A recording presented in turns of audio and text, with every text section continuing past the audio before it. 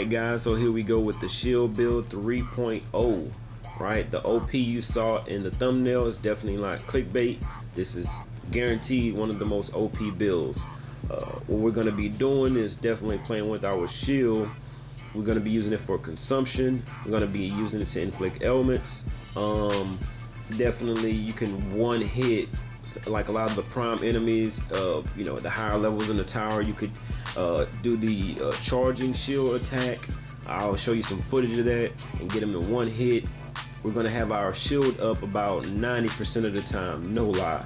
And I'll go ahead and get into the build and show you how, but definitely, and the shield is so versatile, you can never get bored with it. All right, but number one, let's go ahead and get into our detailed stat sheets. As you can see, all our resistances are capped at 60. We definitely want to cap them. Now I understand it's hard to kind of do that with certain things, guys. One way you can do that, you could go ahead and go to your skill tree and you can you know, take off some of the resistances. You could refund the point and take off some resistances, but I found a way to go ahead and get them all there, you know, so it worked out for me that way. But I'll go ahead and show you how I did it. But number one, let's go ahead and get into the sword. Using the Sword of Dominance, of course, dual perk. There's another sword. I'll go ahead and try to get to it in a second and might put a clip up of it. But basically, it gives you the shield charge every time you perform a crit hit. I lucked up because the Sword of Dominance gives me that 11% shield charge every time I perform a crit hit, but I also get blessings of luck. So guess what? When I'm hitting them with the northern technique, I'm getting luck.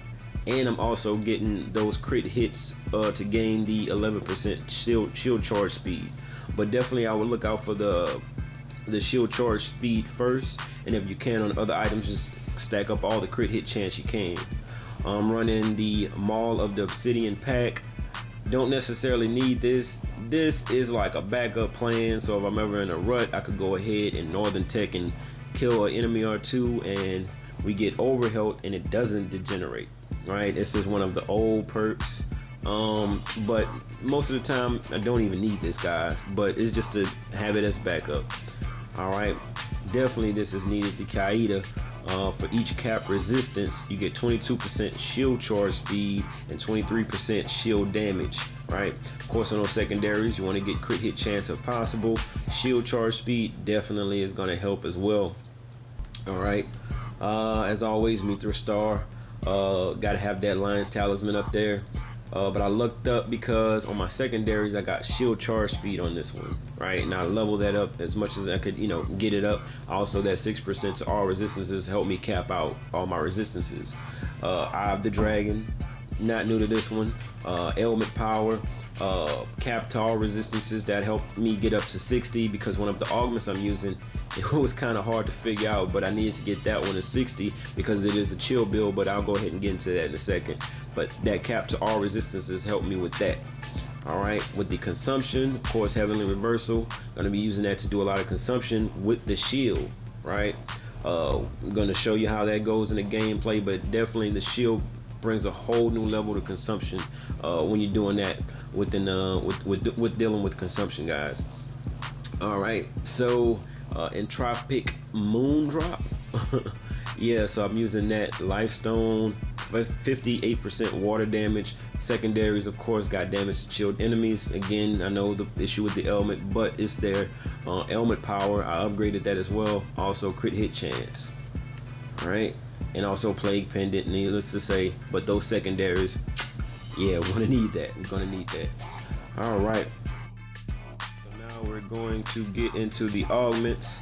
Definitely wasn't easy to work out everything we got going on here. Wanted to implement some of the new augments that has the chill duration and whatnot, so trying to get our resistances capped out on top of trying to get it at a max 60. I tell you what, let me just go ahead and get into it. You'll see what I mean. So let's start off with the Mist Veil. If you have 60% or more water resistance, apply an extra stack of chill whenever you inflict chill on an enemy with 5 or more stacks. That's the main one where I was trying to, you know, get figured out. Luckily I was able to. I'll show you how I did that. So we're gonna go to Presence of Mind. Of course, you get 2% to all resistances for every 30 on adjacent augments. right? Can't get much because it's just not lined up to do that on Silvermane, but it was enough to get what we needed. Just to kind of show you what I mean by that, I have Enchanted Tear. This is the other chill augment. You get 72% chill duration, negative 20% Archon Fury charge speed, but we won't need that. The first one I had 96 vitality on it.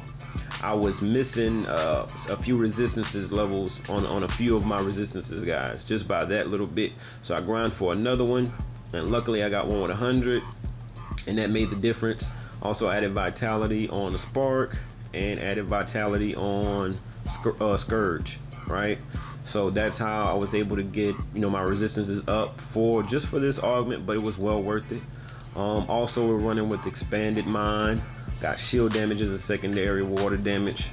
And that's to boost up Adorn, so you can get 3% shield damage for every 20 spirit on adjacent augments, right? And this is also giving us spirit from the Mist Veil.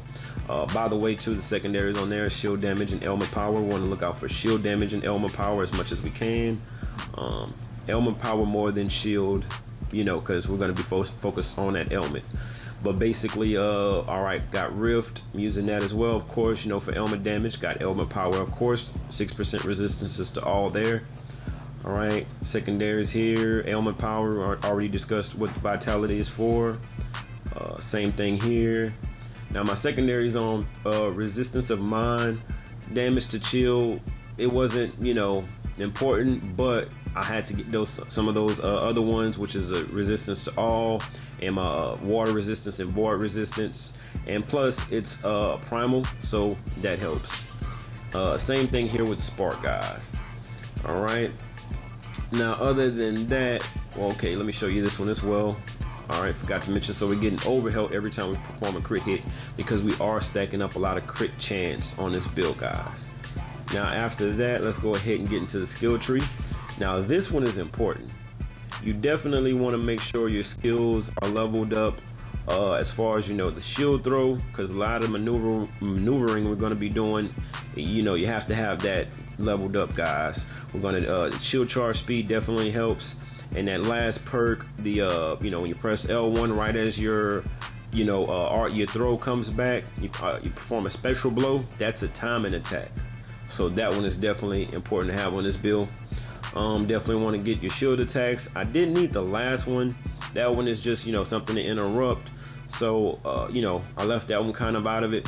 This one you definitely going to want the last one, the level 5, because you want to prime your shield to do some of these shield abilities, so keep that in mind. You definitely want to prime your shield. With that being said, I'm going to go ahead and show you some of the gameplay of how this works. You definitely want to make sure you get your shield up as much as possible. Want to make sure we're putting stacks on enemies, so, you know, we could be doing consumption with the shield. When you're in a group of enemies, you want to make sure you hit them with the circle, with the L2 and the circle, to throw your shield in a circular motion. You know, you're going to be doing heavy damage, and you're going to be inflicting shield, depending on, I know you might not have the dual amulet, you know, or the dual charm, but you can get the charm with just the one perk on there to inflict ailments. You would have to sacrifice the Lion's Talisman, but you'll be focusing more on the shield anyway. But yeah, you do that for a group of enemies. Definitely if you want to one-hit the prime enemies, and do that charge shield attack, and you can consume it by spectral teleporting to them. So yeah, guys, I'll go ahead and show you some of that in the gameplay. Definitely let me know what you think.